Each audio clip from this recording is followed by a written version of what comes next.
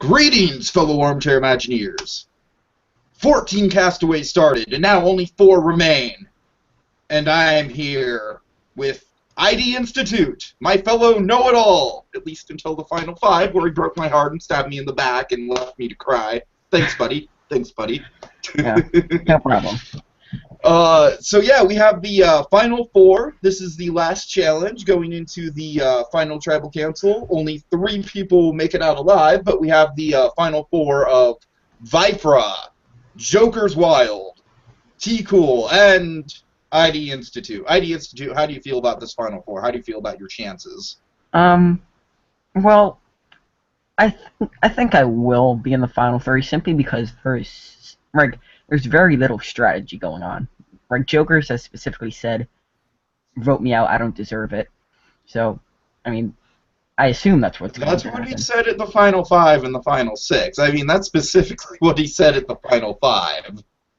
That's true, I guess. I don't know. I gotta say, Joker, you know, in terms of being someone who literally did not only submitted 1 project in the entire post-merge game, he really had a pretty big effect on the politics of everything because, you know, right from us using him as a, you know, as a spare vote or like a pawn vote or whatever, to and then access to the other tribe information. And then he was essentially, I would say, he was probably the mouthpiece of me getting voted off, wouldn't you say? He was really the person that put that into motion first, right? Mm-hmm. Well, you brought up a good point on your last Tribal Council show that you, in the final 3, if we were against each other, you probably would have beat me. And I did notice that. And I thought it's probably in my best interest to take him out before then. But and I think I would have gotten T-Cool's vote to do so at the final 5, but Joker's, like, him wanting to do that separately, like, and he got Viper's vote separately, then that, you know, kind of solidified it. So otherwise it might have not happened. But yeah. Well, and also, if I wouldn't have just been a bragging blowhard in the final 5 podcasts, then it wouldn't have happened either, right? Yeah. Wouldn't you say so? Probably. I mean, no, let's just kind of ask you this, like, because you mentioned you did see me as a threat in the final jury vote, so if I hadn't gone on and just said all that stuff about me having the separate final 3 with Little Giants and Jokers and other stuff like that, would you have still wanted to take me out, or if I hadn't bragged in that whole know-it-all show, would it have been a different story?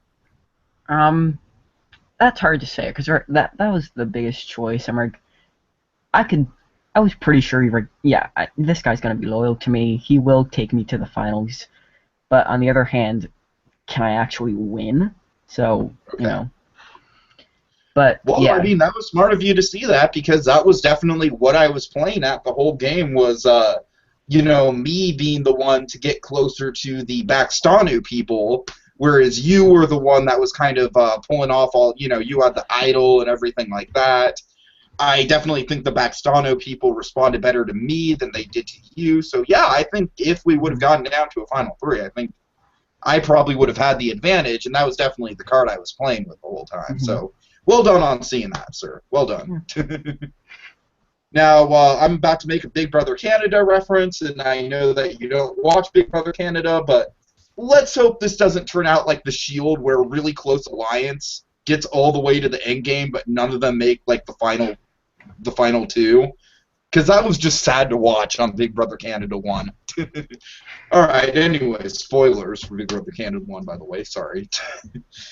So we have 10 names here, 10 people who have gotten voted out, and with that in mind, cue the metaphorical sad music that should be here, and do you want to go ahead and go forward, IDInstitute? What do you want to set the mood a little bit? Do you want to tell us a little bit about you know, the whole history of why we're doing this? Sure. So historically in Survivor, not so much anymore, but in the finals, right before they went to the final immunity challenge, there would be the rites of passage or thing. It's not actually called the rites of passage. We went over this pre-show. Oh no, actually, yeah, you're right. It is called the rites of passage. I'm sorry, I'm a dumbass. Wow, that was a blunder. No, usually people call it Fallen Comrades, even though it's not Mhm. technically Fallen Comrades. Fallen Comrades is another thing entirely, but I'm going with Fallen Comrades just because Yeah, that's how it sounds better. But anyways, yeah. continue. Um, and so yeah, they would go around. The torches of the voted out castaways would be along a path, and the final three or final four would walk along the path, or just going to each torch, remembering the people they voted off and taking it with them. And at the end, when they have all 13 or 18, or well, not 18, but however many torches Mhm. of people were eliminated, they would burn them. And it was just a nice moment for the show. So we're not going to burn any of these pieces of paper. I actually tried that pre-show. I tried that, and it didn't work. It got very dangerous, so I'm not going to do it on air. I wish I could do. I wish I could. Believe me, I wish I could. But we will kind of take a moment and basically, we talked about like the strategic implications of how most of these people got voted out already. So I don't really want to talk too much about that. Instead, we're going to go the Jonathan Penner route. We're going to be storytellers, because that's what we do, right, IDInstitute? It is. We're going to be storytellers, and we're going to kind of lay out, like, in the grand scheme of things, in the, when all is said and done in the books of the grand story of The Soul Imagineer Season 1, how did these people fit into the story? So, you ready to go? Maybe it might even be fun to compare all of these people to Survivor contestants. I don't know. That might be Um, a bit of a reach. What do you think? yeah, it'll be hard, especially because, like, it's not like any one season. You can't relate it to any one season, so. That's true, but I'm going to do my best anyways, just because I'm silly. So, all right, so the first person we have here, a very memorable first boot.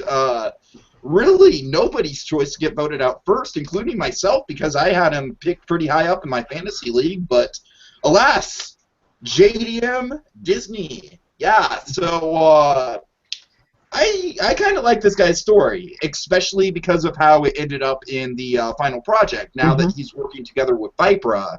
And isn't that just great? Isn't that poetic? It's like, it's like a bookend. He got voted out first, but now he's going to be in the final project.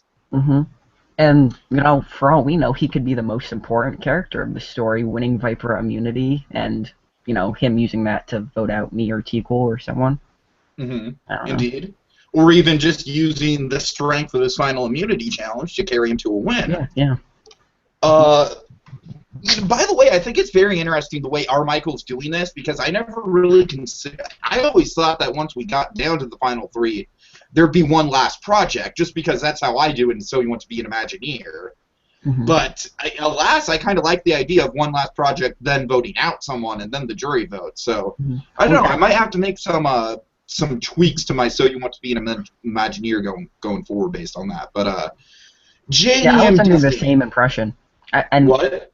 I was under the same impression, and I know Armichael and M.A. Screamin each got a vote in the final tribal council. I thought that their vote would go to whoever had the best project. But yeah, I agree. I like the way that it's actually working out. You there? No? Hello? Oh, hi. Hey. Yeah, sorry. I don't want to like start like a jury campaign right here or anything like that. I'll probably honestly do a whole other podcast for that once we get down to the final three. But I would say that M.A. Screamin and Armichael, I think in terms of their vote, I don't think they should just be basing it off of who had the best project. I definitely think they should be basing it off of overall the whole game. What is your resume? What strategic moves did you pull off and everything? So Mhm. anyways, JD and Disney, we talked at length about how the political decision based on the two of us working together with Jokers in the Know-It-Alls Alliance to get him out first based on the merit of him kind of holding up the brainstorming process and deciding between Canada uh, and Venice. So do you have anything to say about that? Um, I mean, At the time, I don't even think I was that active those few days. Where I was working on whatever I was supposed to be, but just I think I made the concepts for the ride vehicle then. But yeah, so I didn't really notice it at the time. But yeah, going back and reading it, I'm like, oh yeah, that could cause some problems. Yeah, I mean, it really was one of those things. It's like I don't want to go back to it, but it's like, you know, we literally were like 24 hours away from the project and voting on which thing we were going to do. It was not good. But Mhm. I don't know. What do you think? Because we, as kind of an alliance, you, me, and Jokers, we ultimately made the decision that JDM going forward might be a big player. You know, he's definitely well known in the community. He could be forming alliances. He could, you know, do well in the Actually, individual. yeah, that's the main reason I wanted to take him out. I think I first suggested it like when we got our tribes, and like JDM is probably the guy to take out, if not first, then soon, because he has a lot of ties to everybody. He's a really like well known and like well liked member. He's And the host of the flagship competition here on WDW Magic. mhm, I yeah, mean, that's, you know, simple as that. mhm. I knew the only like, problem with that is that he's a strong like Imagineer, so that would have potentially hurt our tribe. But Well, that's what yeah, I want to ask you, is because I think as an alliance, we made the decision to get him out and keep Jose in, because I very specifically remember you and I were very much on board with like, all right, let's nurture Jose, let's welcome him into our team, let's go with the concept that he wants to do, so he feels important, so he feels like he's leading things, yeah. and I feel like that on paper was a good strategic move. I don't necessarily think it panned out, because look how the results of the challenges panned out. You know, it's like we went into the merge where it was you, myself, and England against 5 people from Baxtanu, if Yeah. I'm remembering that correctly. Is that correct? I'm pretty sure. Yeah, because there were 8. Yeah. Yeah, yeah, yeah. So, you know what I mean? So we definitely went down in numbers, 2 people. Do you think any of that had to do with booting JDM first and not getting rid of Jose when we had the chance? Um, maybe because the one challenge where he was disqualified, so that just took one away from our team. Um, At least it wasn't you, me, or England, though. yeah, yeah, that's true. But I don't know. I don't know. It's hard to say. Okay. I mean, the teams were pretty evenly matched anyways, so I don't think it would have changed the results too drastically. All right, now we get into probably, I would imagine this is probably the person we'll have the least to say about. I mean, this is probably like, oh, I'm going to reference Micronesia here, so pay attention. It's going to be like the Mary. Do you know the reference I'm making? Uh, Who? I no, I can't Oh, remember. we're going to vote out Mary. Mary who? Okay, well this is the UTR person of the season, the under the radar person of the season. Arano. Not much to say about him. I mean, as far as I know, he never really even showed up to the plate. Mhm. And it's interesting because during the Sorcerer's Apprentice, like in the summer, that's when he joined the site, and like he was, probably one of the most active people in the discussion thread. Just saying he enjoyed watching the season and he wanted to compete in the next Oh, one. that's interesting, huh? Mhm. Yeah, Well, my best guess would probably just be a timing issue on his end. Do you know what I mean? yeah. As was the case with probably a couple other people. We'll definitely talk about post-merge Little Giants. That was definitely the case with him. Mhm. But so I guess with Aaron, I guess his whole role in the story is he could have been a contender. Could have been a contender, kid. But I think. but instead, he just got kind of lost in the shuffle. So I don't know. Well, I remember like I watched the Tribal Council and Little Giants talked about how like he and Zweiland were basically like using the double elimination to their strategic, you know, game that they're playing. So he could arguably be like an important piece in Zweiland and Little Giants' strategic moving forward.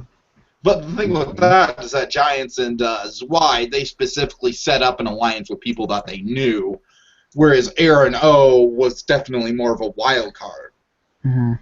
Yeah. So, I don't know. That's where, right off the gate, you do have this factor on the boards where it's like who's paired up with who. It's like it's not like a game of Survivor in the most classic sense. It's almost like an all-star season of Survivor, because you know how in all-star seasons there's like all this pre-game alliance talk that goes on. People are making phone calls and emails to each other and everything. So it was almost kind of like that sort of dynamic where it's like everyone kind of knew each other. There were people like me, and there were people like me who, let's say I was kind of like a Rupert or a Malcolm, where it's like I was on the season that was just before the All-Star season, so no one really knew who I was. I was able to kind of work that to my advantage with strategy, but I don't know, it's just interesting. But yeah, I do think that the question we have to ask with Aaron is that would he have ever actually gotten active? I don't know, because a lot of times with people that are new, like rookies, they want to compete and they like joining, but it's a lot more work than they think it will be, so they just don't always fare as well. Right. Well, at the end of the day, I think the one thing that definitely screwed Aaron, besides probably a busy schedule, was just the fact that he was, kind of on the outside of the social stuff that was going on. But alas, now we have the first kind of big casualty of the story, which is Sam. Oh yeah, got to talk about Sam. So obviously the thing with Sam this season is that I feel like if he didn't have the whole thing, the whole notorious thing with the conversationalist that everyone knows about, if that had never happened, I think Sam would have been a dark horse to win this whole damn thing. I really do. I think almost the opposite. I think he would have just blown up the game. He would have been like a crazy player, like flipping and Yeah, but that's the thing, is that we ended up kind of taking that position. We ended up being the people that, would flip-flop from side to side. It's like Matt thought that he was with us, but then we blindsided him, and then I know that you were very much... Shit.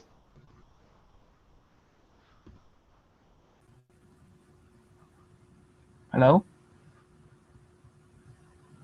Are we still on? Maybe. Did we lose Tiki? Did you lose me? Hi? Sorry. Oh. Hey. Yeah, my keyboard fell, and then it accidentally pressed the F4 button, so it refreshed the whole thing. But you know what I mean, though? It's like you were definitely more aligned with England than I was, but I was still kind of close with him, and we ended up cutting his, stabbing him in the back a little bit. I mean, you ended up voting with him, but you were still very much on board with the plan, so... I mean, but you're right. I think that Sam, he definitely had the potential to be just kind of like a bottle rocket in the game. Mm-hmm. Yeah. I don't know, but what do you think of just the whole, like, I definitely feel like the reason he got voted out was because of the stigma of what he pulled with the conversationalists. I think that's probably going to be a big challenge for him moving forward in the competitions in the future, It's like... And I kind of feel bad about that because I don't necessarily know what Sam is like as an individual player, at least when it comes to his projects. I mean, during Sorcerer's Apprentice, he was on my team, and he was really good. For the first 2 or so challenges, he wasn't very active, but then come the third or so, he was really strong. He worked on logos, videos, websites, and... Yeah, that's true. Sam definitely does have the multimedia thing going on, which I feel would have definitely played to his advantage if he could have gotten into an alliance. Mm-hmm. And that's the thing. I don't know. You know what? I do think that if he would have been on our tribe, I think that he would have been down to work with us too. Yeah. I completely agree because You know, and I think we would have been down to work with him because I think, you know, I definitely know that Sam has a lot of respect for me as, you know, just as someone who's come in and kind of like injected some new life into these boards with all the podcasts that I'm doing. So I definitely think he would have been on board. I think that's kind of funny when you think about it because we would have had you and I were obviously tight, and then we had Infinite, who we'll get to in a second, but I was closely aligned with him. And then with Sam, that would have been a no-brainer. That would have been like 3 against 4 right there. You know, take out, you know, let's say Sam gets switched with JDM Disney, so take out Jose first, take out Matt second. There you go. I don't know. It's a weird sort of what if thing, you know, because I feel like you and me would have definitely been way more receptive towards him, and even England kind of has a working relationship with him in a way, a lot more than other people on the board too. You know what I mean? yeah, it's I don't know. Oh, Sam, I would really like to work with him in the future, but you know, now that I put that out there, it's like if I'm ever on a tribe with him, people will be like, "Oh, Tiki and Sam are aligned." All well, I right. mean, at this point, I feel like in the next season of the Soul Imagineer, we're the first two out. uh, I mean, yeah, I definitely have like strategies in mind to kind of like of what I would do with a second season of Soul Imagineer, but I mean, it all depends on the cast and you know, and the tribe dynamics and everything like that, you know, so you can't really tell until you know who you're going to be playing with. But, all right, but let's move on to any last words about Sam. No, not much else to say, I don't think. Okay. Let's move on to Jose Lorenzo. Not a ton to say about him. Just, you know, it's just one of those things. He kind of became like a quick sort of focal point of controversy in the season story, and I think that's definitely his role. And it's a really interesting thing because you and I, we both remember clear as day, you know. It's like England can say what he will about Jose being somewhat unorganized with his final product, and that's fair. But when it came to the ideas and the brainstorming, Jose was all over the place with that Canada project. Wouldn't you agree? Yeah, and that's the thing. He was a rookie. He's never done this before. If he had more time and maybe in future competitions, he has the potential to be a really strong, competitor. And I mean, I guess to his credit, like, I guess the thing that really got under people's skin was he specifically said, guys, vote me out if we lose. And then the Three Musketeers twist happened where it made it seemingly impossible for us to do that. So, do you have anything to say about that whole thing and how that went down?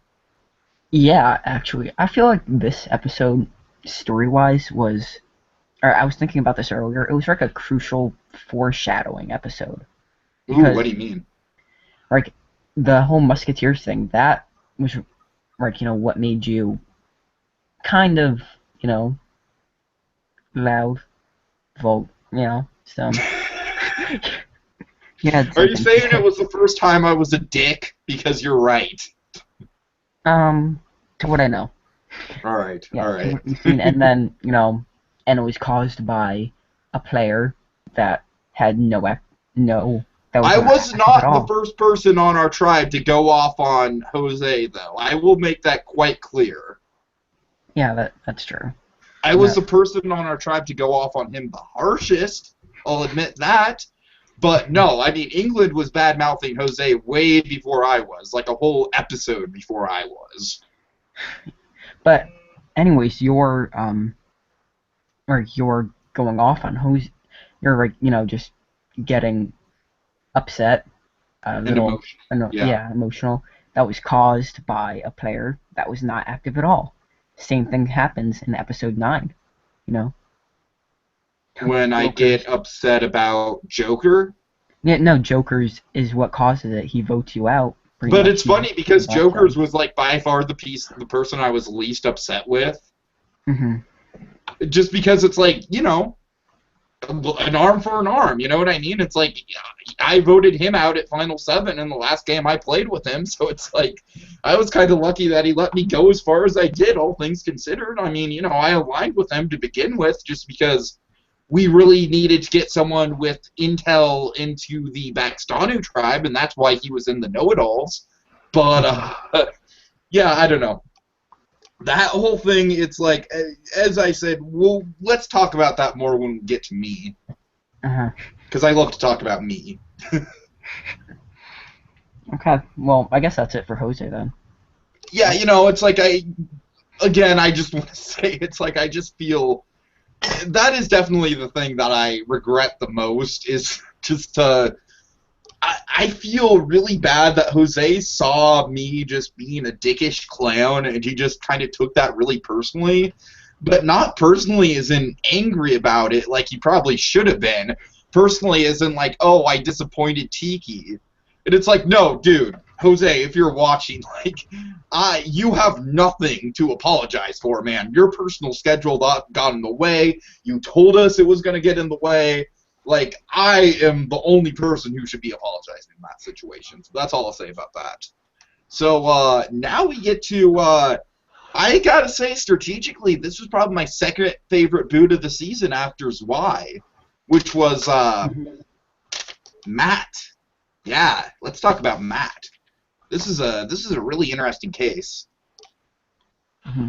Also, I just before we get to that, I just pulled up the Soul Imagineer page or the on the forum. Joker's posted that he has zero intentions to get to the final 3. So fair enough. Yeah.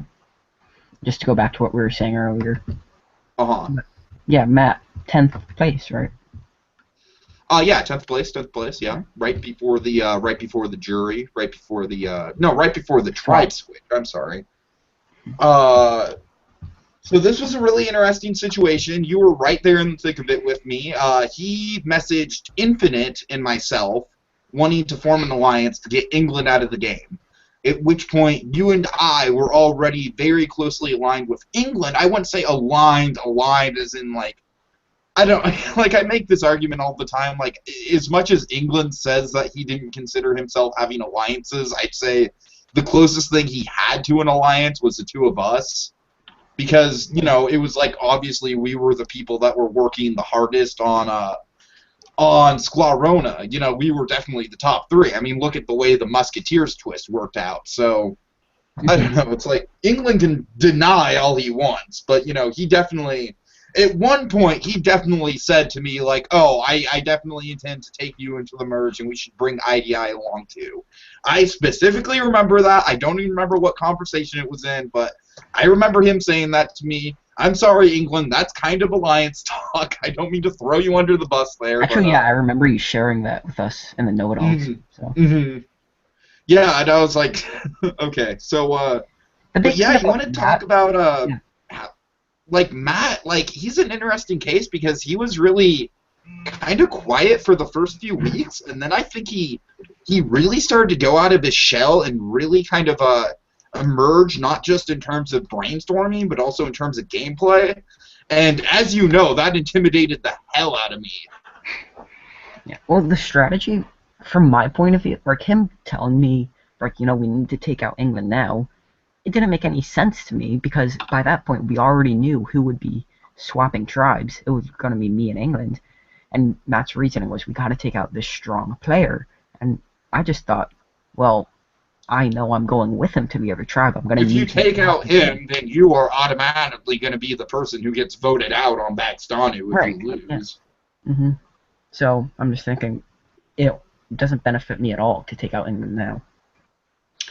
And I don't necessarily think it would have benefited anyone except himself, and it's an interesting case where it's like, we thought he had more game than he did, because basically his whole thing was he was kind of like Sam, where he tried to form pre-merge alliances, or pre-game alliances, and it just didn't pan out. But, I mean, do you know how long he's been on the boards? Is he like I think he's not the oldest member, but he's relatively seasoned, right?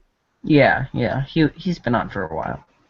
Yeah, so it's like, again, with the social connections and everything, we don't know who's going to be on, we don't know who Matt's siding with on the other side. So, and it was talked about over and over and over again. It was beaten into our freaking skulls. England was going to be the merge boot. As soon as Vaxtanu got their hands on England, they were going to kick him out for good reason, because he is the gosh darn Batman of the whole game.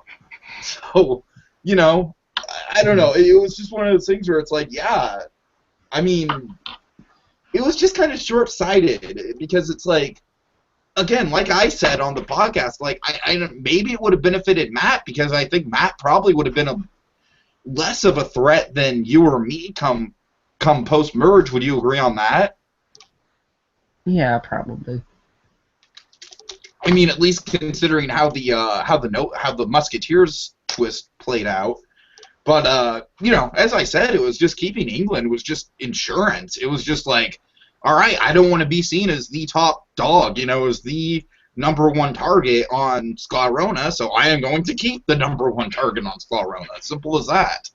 Mm-hmm. But I know, at the end of the day, I think it's kind of that was really the first time that we ran into a situation where someone's feelings got hurt. So you want to talk about that a little bit, like his reaction to it? Mm-hmm. Yeah, at first it was just the shock of him getting voted off. He was upset with us. He said some things in our Alliance PM that we had. Mm-hmm. But yeah, like you, after like a little while, he's just like, all right, yeah, I understand what happened. It's cool, you know. Well, I mean, you know, my whole argument was, it was just, you know, and I said this, and I think me saying this really kind of put it in a lot of people's heads, and they put it to good use, which is, if people approach you for strategy, do not say no. Mm-hmm. You know, that is just Survivor 101. Because if you say no, then you're automatically going to be on the radar of the person that asked you. It's mm-hmm. like they are not going to trust you after that. So yeah. So what do you say Matt's overall story is? And he's an interesting player. I would have loved to see, if he didn't do this, it shows he has potential to be a strategic player, whether good or not. He's gonna try. Mm-hmm. And it was fun to watch for a story perspective. But I think that was one of the challenges where what was it? That was imagination, right? Yeah, we thought we should have won that, right? And if we did, I think it would have been really interesting to see what he would have done at the merge. It would have been interesting dynamics, yeah, because it would have completely changed the way that that the post swap dynamics would have went down. Because I would have worked with him and Infinite over T-Cool and Zwei, and when you consider that, probably Zwei would have gotten voted out. Especially considering that Zwei didn't even really contribute to the post-swap project. So yeah, you're right. It really would have had a butterfly effect if he would have stayed in. That's interesting to think about. All right. Okay, so the next person on our list is my buddy, my alliance partner from So You Want to Be an Imagineer Season 12, Infinite Right Ear. Yes, the RE stands for Right Ear, in case you didn't know. Infinite Right Ear. This is a guy that, God darn it, he had spirit. You know, he was like the team cheerleader. You know what I mean? Mm-hmm. Yeah. Yeah. My experience playing with him was just, you know, he was just really down to make moves, and So You Want to Be an Imagineer. He'd take me off the block several times with powers that he'd win and stuff like that. We kind of, you know, hooked up to get jokers out, stuff like that. So, in the grand scheme of things, I definitely thought that we could use Infinite as sort of like a tag-along boat, because we knew that he wasn't going to be the biggest target, but we also knew he wasn't really going to try anything too tricky in terms of strategy. So, let me ask you this. Were you a little bit suspicious of me and my relationship with Infinite? You know, not really, actually. It's just that Infinite did not really strike me as a guy that wanted to make strategic moves. So, and he wasn't very active anyways at the beginning. But you can definitely say that after the Frozen project, he really kind of turned it on. Certainly. I mean, I could say, like, easily he was the most active person involved in the post-swap challenge. Yeah, yeah. I mean, I wasn't on your tribe, but probably. Easily, easily. I mean, it was him and T-Cool, but yeah, he did the most stuff. Uh, and yeah, that was the thing. Is like that whole thing with T-Cool and him working together really closely. You remember how paranoid I was, right? Oh yeah. I posted like daily. I was like, oh my god, T-Cool and Infinite, they're getting really close. This isn't good. So it was just such a relief for me to for T-Cool to be the one that suggested that Infinite be voted out, because I really didn't want to be the one to suggest it.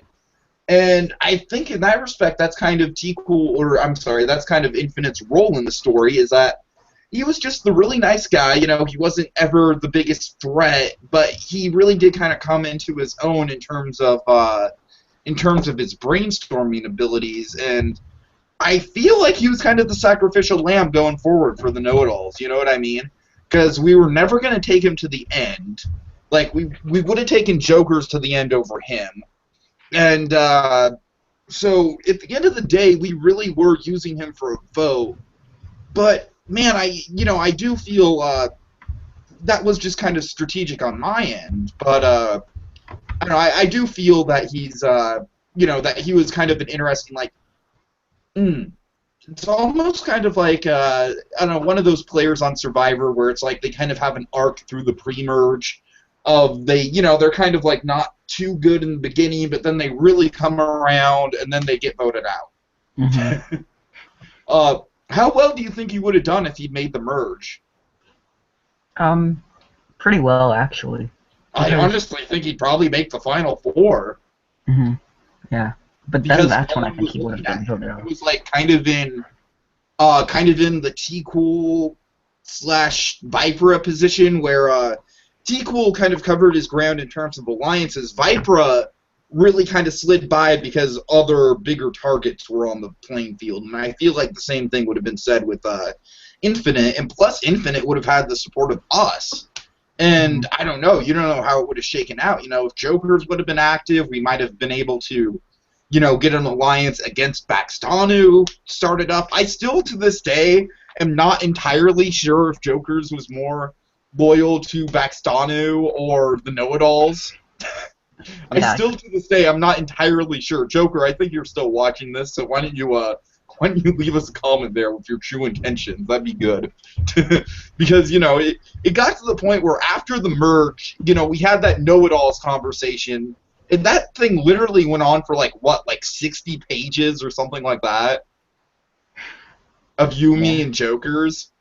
And then it got to the point where right around the Infinite boot happened, Little Giant started getting into my ear, and I started kind of playing both sides a little bit.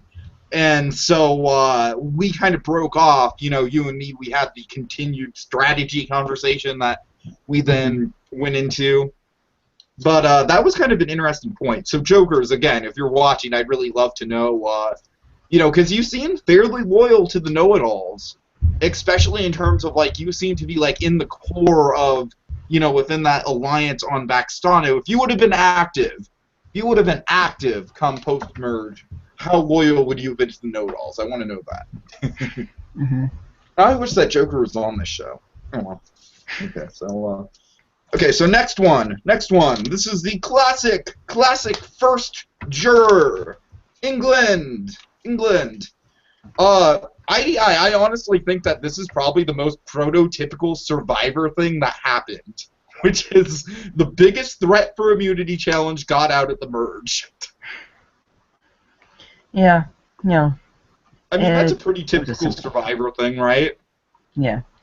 There wasn't that much strategy to it. It was just, It was pretty much predetermined. It was just the only real interesting strategy that happened was the intrigue that was involved in Zwei. And once we got down to I was kind of being the double agent between the know-it-alls and then the alliance with T-Cool, Zwei, Jokers, Little Giants, and who's the last person I'm thinking of? Well, you know the alliance I'm talking about. T-Cool, Zwei, Little Giants, Jokers, and myself. I'm the last person I'm thinking of because I'm a dumbass. Vipera? No, Vipera wasn't part of that alliance. He was never part of that alliance. He might have been part of sub-alliances with other people in that alliance, but he was never part of that main alliance. Mm-hmm. So, yeah, England, it was just kind of like, it was just a predetermined thing. It was just, he was just so, I don't know, do you think that if he would have gotten past this round, do you think he would have gone on an immunity run? Do you think it would have happened? No, I don't. I mean, he would have won at least one, and probably more. But I don't. It's not like he's like the by far strongest. Like there are a lot of good ones. Like Swiland, Vipera. I'm sure they would have won at like some. So. But of course, that was the whole argument strategically that everyone was going with, was that he was going to go on a run. Mm-hmm. And I think you and me, I think we were kind of playing our part to sort of embellish that whole thing. You know what I mean? Because I didn't really think he was going to go on that big of a run. My whole thing was just, just getting in tight with the Bakstanu people and then eliminating the target and then kind of moving forward with the know-it-alls. But, yeah, I think in terms of the story, England, like I said, it's just kind of classic Survivor first juror. It's, that's really kind of the way it pans out a lot of the time on Survivor, is like the person who's either the biggest strategic threat or the biggest physical threat, sometimes both, gets taken out. So it's... The funny thing is, he didn't even have that strong of a project anyways for the merge challenge. You know what? Yeah, that's absolutely true. That's a really funny thing about the whole situation. I don't know. It's just one of those things where he just got built up so much during the tribal council shows. I don't know, but what do you think of Zwei's whole move to try and save him? Yeah, I mean, obviously I wasn't in on that alliance, so I don't know. Yeah, but obviously I told you about it. Yeah. I think Swiland was trying to build up alliances, but I don't think England ever would have returned it because he just made it clear, yeah, I'm not here for the strategy, so I think it would have been interesting. Yeah, at the end of the day, though, England still has to cast a vote. Yeah. So he would have had to go with one side or the other. I don't know. It would have been interesting to see if he would have had to get forced to get involved in strategy. Like, let's say it was like 3 Bakstanas and 3 Scleronas, and he's right in the middle, and he's kind of socially connected to all of them. You know what I mean? I think he would have voted for whoever placed last in the immunity challenge. That's true. Oh, God. All right. So, any parting words on England? Yeah, no, I guess everything's been said. Okay. All right, next is Captain Loophole himself, Little Giants. Yeah, this was a guy who was like, from the very beginning of the game, he threw me off because it was like, hey, who wants to go on the podcast with me? And then Little Giants is like, oh, I do, because I'm not going to be playing anyways. And then he just signs up. So I'm like, okay, this is going to be interesting. What was your take on Little Giants throughout the season?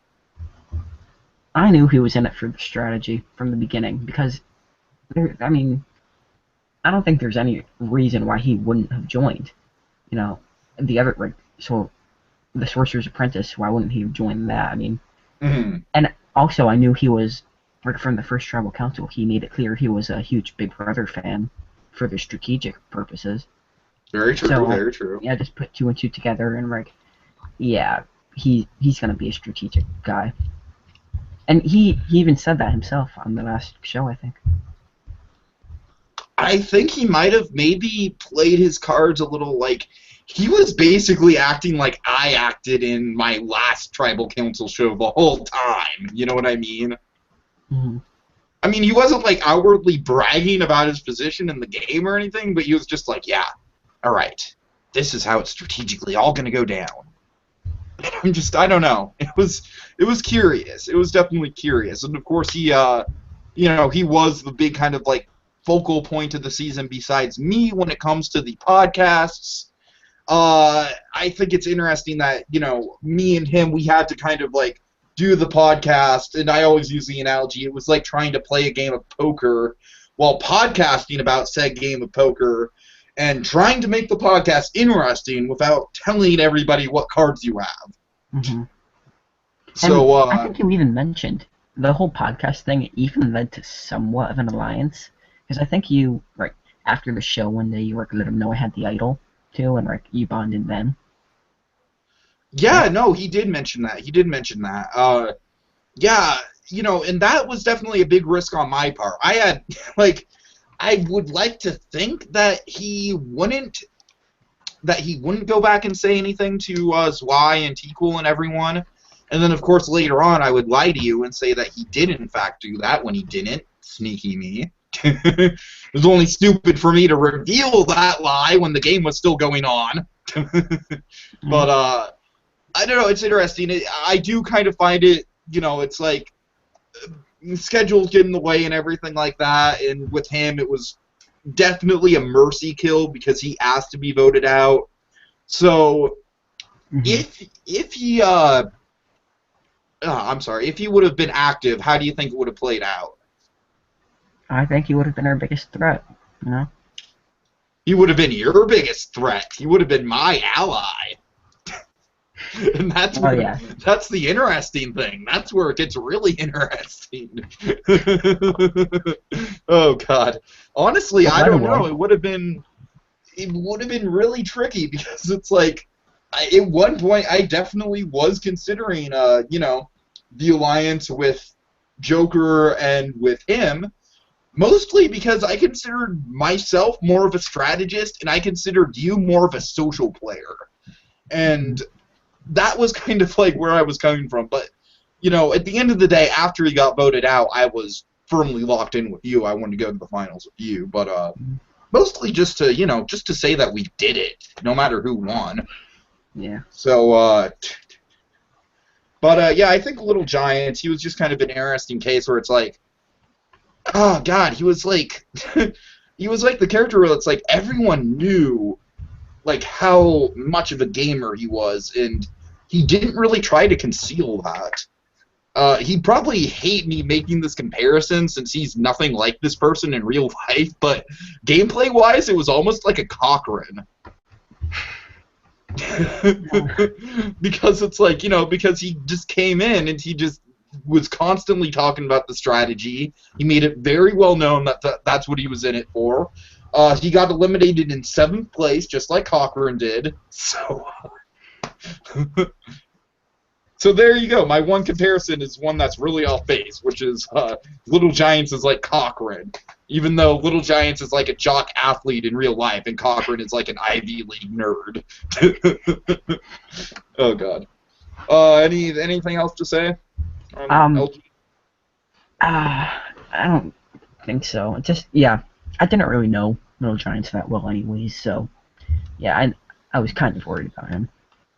Yeah, and that's like I said, it's the interesting thing. It seems like a lot of these people, if they would have stayed in longer, they would have, you know, it would have kind of come down to they would have affected the game in various ways. And it's interesting because if Little Giants stayed in longer, the question would still be if Jokers would have stayed in longer. And I mean, obviously, Jokers is in the Final Four, but, you know, now we know that he definitely doesn't want to make the Final Three. So I think that what? Jokers responded a few minutes ago to your earlier question. I know my loyalty as well as you do. So, you know. Oh, tricky, Evan. Oh, God. Okay. So I definitely think, like, the question would have been, I would have been aligned with Little Giants, and you would have been against him. So I think that would have been a very interesting scenario. So, anyways, moving on, I think you and I can both admit that this is probably our proudest strategic moment. Mm-hmm. Swyland. Yeah, this was huge. This was definitely the moment that you and me were just doing, like, digital high fives to each other practically when it happened. Mm-hmm. And it didn't even completely work out the way we thought, though. No, it didn't, it's ridiculous. There were so many layers to this, And at the end of the day, I don't even know exactly who voted for him in the revote. I don't know. Do you? Well, probably T-Cool. I'm gonna say T-Cool. You're going to say T-Cool? I don't know, though. It's interesting, though, because I would say that T-Cool and Zwyland were very closely aligned. I would say they were a pair. So, I don't know. I would almost dare to say Vipra. And if it was Vipra, then I think Vipra better speak up about that, because that would have been a good move on his end, and I don't think he's been very active in terms of making strategic moves. And the weird thing is, everyone voted for me, and I couldn't have been voted out anyways. So it was kind of a throwaway vote. Yeah, that's true. That's true. Yeah, I remember that. No, Zwyland, he was definitely like Jokers and I said in our cast assessment, England was the top dog on Sklarona. Zwyland was definitely the top dog on Baxtano. Mm-hmm. But yeah, overall, just what do you think of his kind of story? Like, how do you think he fits into this whole thing? He was a big player, He was one of the bigger characters because he had a reputation and he played the game. He really took the game by the horns, strategically. But yeah, and I mean, I would, he did kind of like have an argument towards me at the last Tribal Council show where he was like, "Oh, did you really know my true intentions?" And to that I respond, I at least knew that you wanted to get closer to England.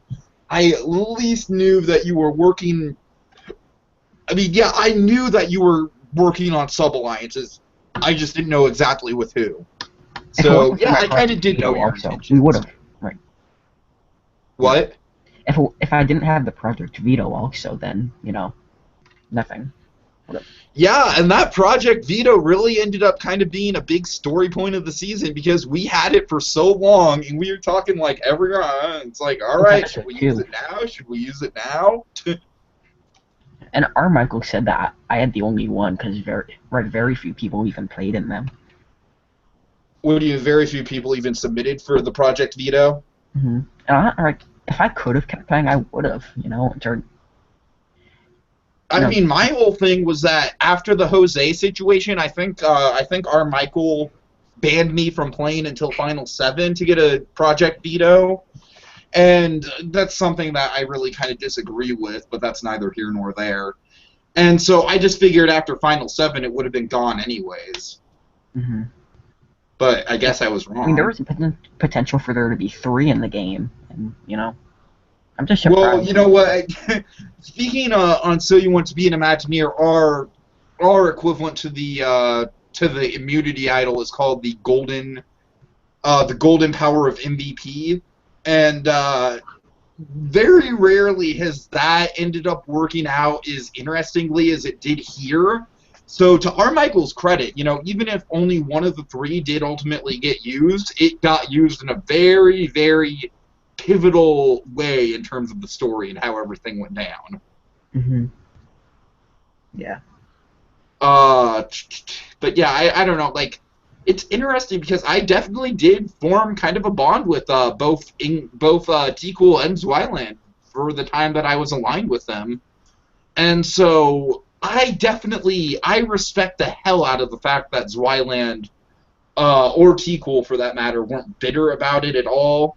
Certainly they took it a lot better than I did.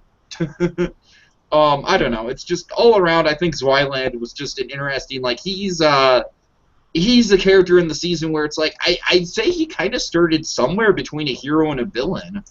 Because he was a hero in the sense that he definitely, definitely contributed a lot, but I'd say he kind of had some villainous qualities in the way he played. And, and I definitely outed him kind of being apart from Vipra, kind of leading Vipra along the whole time. I outed that in the final 6, which probably got me voted out. But, or one of the things that got me voted out, but, yeah, it's just one of, I don't know. Do you kind of agree that he was almost a little bit of an anti-hero? Mm-hmm. Yeah, I guess. Okay. And now we get to the villain of the season. Yeah. Yeah, that's what I was gonna say when you brought up like who's the hero and the villain. I mean, obviously it depends which way you're looking at it from a contestant's point of view. Oh, I was totally the hero. No, I'm just kidding. Yeah, but you watched Big Brother this past season, right? 16. I kind of quit watching after Donnie got voted out, but yeah. Okay. Well, do you remember Frankie Grande? How could I not remember Frankie? Yeah, well, he like when he did his big announcement, like I'm Ariana Grande's brother. I'm related to a totally super famous celebrity. No, but that's and just I'm a when social media mogul. I just feel like that's when like he kind of took a villainous turn the complete way through. I mean, the fans always hated him, but yeah, I'd say in the edit, yeah, definitely. And that's I kind of have to relate that to you after the podcast. Right, no, actually, that's a very good analogy. I really like that, actually. Because in the pod, I was basically just like, yeah, I'm a very important person in this game. I did all these moves, and you should all just respect me and just bring me to the final 3. And then after Frankie was voted out, the final 4, it was a lot just calmer, a lot less strategic. Yeah, and really, really, really, really boring. And that's kind of how it is now. Yeah, we'll see. I don't know, but I did definitely come into this game thinking, I mean, I wanted to align with you first of all because from the second that you name dropped Rob has a podcast, I was like, oh my god. Yeah, I completely agree because everyone I talk to they're just like they have no idea what I'm talking about with Rob has a podcast, and I'm like, how dare you, IDI? Right. But then, glad to see someone else is into it, Not only am I into it, but Rob has a podcast is probably like the #1 reason why I do podcasting in general. Mm-hmm. So, yeah, I mean, Rob has a podcast had a huge influence on me. And other things, too. I definitely think in terms of, like, my style and my delivery, I think I was more influenced by folks like the Nostalgia Critic and the Cinema Snob and stuff like that. Because I think I'm a little bit more animated than Rob is on his podcast. Not to take anything away from Rob at all, of course. He's very professional at what he does. Mm-hmm. I don't know. Yeah, it's one of those things where it's like I knew immediately that I wanted to work with you. I really hoped that we'd be on the same tribe, and we were, and it worked out beautifully. So what do you have to say about our time kind of in the Know-It-Alls Alliance? I mean, it was great. It was just cool to have another really strategic person with me, just to kind of just play the numbers, play the game, think about the best move the whole time, and I knew you were loyal, so. Mm-hmm. And I was. I mean, I was considering the final 3, but the final 3 didn't come around, so, I was going to be loyal. But at the end of the day, I was very upset about me getting voted out at first for, like, literally about half an hour, like, literally the span of about 30 minutes. I was very upset until I realized, like, oh, wait, what the hell did I do on the last podcast? Oh, yeah, that's right. So, I don't know. At the end of the day, I think it's a very good story. It's kind of a cautionary tale on my end. And whoever the hero is of the final 4, I guess we'll find out once the jury votes are read. Yeah, we'll see. I mean, it's just always an issue of, I don't know, it's always an issue of, I forgot what I was going to say. I'm sorry. But overall, how do you think that I influenced the story of the season? Greatly, because yeah, you were part of the alliance, the main strategic alliance, you and me, and Joker's also that made it to the final 4, kind of, not you, but thanks. But I mean, yeah, the Know-It-Alls, just looking at the numbers, have a 50% chance of winning now. even though Jokers doesn't want to go to the finals probably. But well, you have a 33.3% chance of winning if you get to the final three. Yeah. I'm just saying now with Jokers in the final four. Well, but I'm saying even then, Yeah. it's going to be a final three. But anyways. Mm-hmm. But also, you were playing the other side, the Baxtanu. So I was playing the other side pretty hardcore. Mm-hmm. So yeah, I don't know. At the end of the day, do you want to quickly talk about the other people in terms of their role? Obviously, I think T-Cool, he's kind of like the old reliable kind of character. I respect the way that T-Cool was always in an alliance. That's the one thing that I will give him credit for over Vipra, is I definitely think, obviously, I think Vipra, when it comes to the actual presentation and the actual writing and everything, Vipra's got T-Cool beat hands down. I respect the fact that T-Cool never went out of his way to make a big strategic move, but he was able to know the game enough to constantly stay with the numbers. And I thought that was really good on his behalf. And I think people who are arguing for Vipra in the jury, I could say the same thing about T-Cool's game, because, he really was the, kind of the ninja of the season where no one was ever going to vote T-Cool out, ever. You know what I mean? Hell, even you and me, even before I knew that you had turned on the know-it-alls, you and me wanted him in the final three. You know what I mean? I thought we wanted to take Vipra. We were kind of going back and forth, but I think at the end of the day, I think we wanted to take T-Cool because we thought T-Cool would have been easier to convince to work with us. Mm-hmm. Because we already kind of had a working relationship with T-Cool, whereas Vipra, if I remember correctly, you were telling me he was kind of standoffish when you tried to talk to him. Yeah, it was weird. Yeah. Let's see, and then, finally, Jokers. Well, I guess we should say a little something about Jokers, because unless something, really off the wall and shady is taking place, I'd say it's fair to say he's our fourth place finisher. So, I don't know, with Jokers, I just think it's interesting the way that he panned out. He was such an important figure in the way that the dynamics of the merge worked, even though he was never around, and I think that's kind of fascinating in a way. I just love the quote he made, the clouds parted, the thunder boomed, and Joker returned from his absence. Right. And then when he did that, he got me. He basically his whole game was probably just like, all right, I'm gonna backstab Tiki at some point. At some point, I'm gonna do it.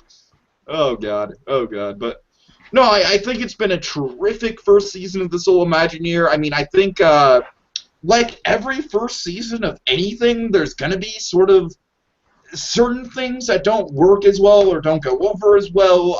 I'd say from a judgment standpoint, maybe the Three Musketeers twist was really Armichael's one blunder, and it wasn't even that it wasn't a good twist. It was just the unfortunate circumstances of having someone who literally told other people to vote them out. So I don't know, what do you think of the way that Armichael ran the game? Let's kind of quickly just talk about him and his twists and everything to round out. I mean, I thought it was good. I liked the way he handled the hidden immunity idol. That worked. I think the one twist I didn't like, I actually like the Musketeers. I hope that gets used in another season. I said, I don't necessarily don't not like the twist. I just don't think it was done at the right time. It just didn't. I just think it didn't play out well. I just think if you would have waited one more round for Jose to be eliminated and then did it the same round that Matt was eventually eliminated, the last pre-swap round, I think that would have been a more interesting time for it. We probably planned when he was going to do it ahead of time, and that's true. But I mean, through 12 seasons of running So You Want to Be an Imagineer, I've kind of learned, it's like you can plan things, but I do think it's better to kind of go with the flow of the dynamics of the game, and if you can switch things around, do so.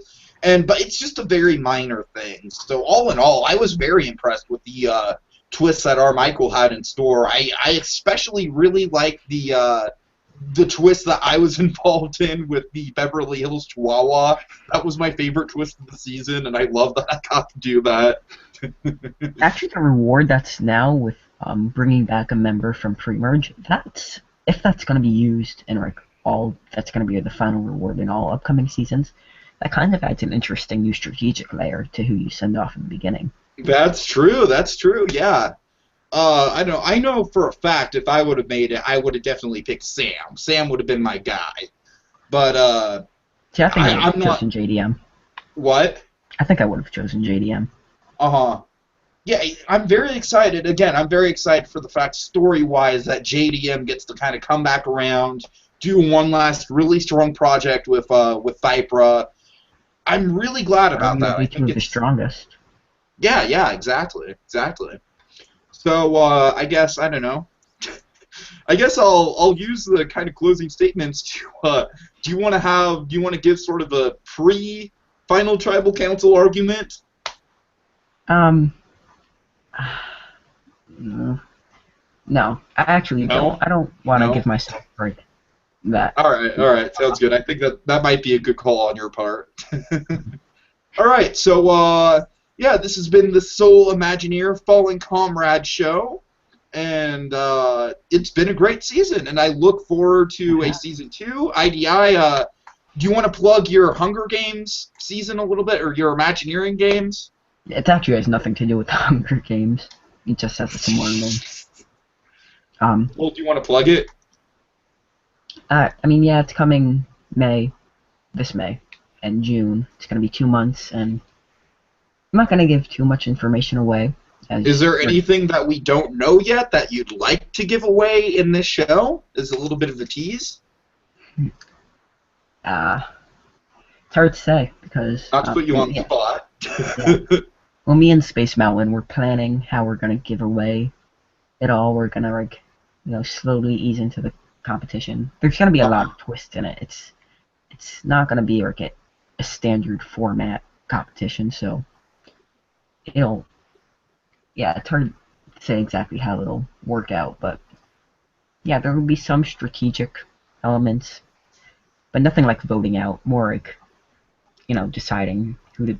Yeah, I can't even say. I'm not even going to say. It's all good. It's cool. Don't say anything you're uncomfortable with. All right, so IDI, thank you for finally making time to do this. We've been wanting to do it for a week or two now, so yay, we got it done. Woo-hoo. Mm-hmm. And guys, stay tuned for, I think, hopefully later today or maybe tomorrow, I will be doing a redo of my exit interview with Sam. Because if you guys watch that exit interview, he literally drops out after one question, and I'm kind of like rambling on like a jackass for about 10 minutes. So yeah, we'll get a proper exit interview from me with Sam. So look for that, and yeah, lots of cool things coming your guys' way. We'll see what happens in the. I'm thinking maybe in the off season of So You Want to Be an Imagineer, or I'm sorry, in the off season of the Soul Imagineer. I'd really like to get some of us together to start doing some of those like Imagineering podcasts that I've been pitching, but we'll talk about that. We'll see. In the meantime, guys, thanks for watching. We got about 5 live viewers today, and that's a pretty good total. So thanks for watching. Really appreciate it, and we will see you guys at Final Tribal Council.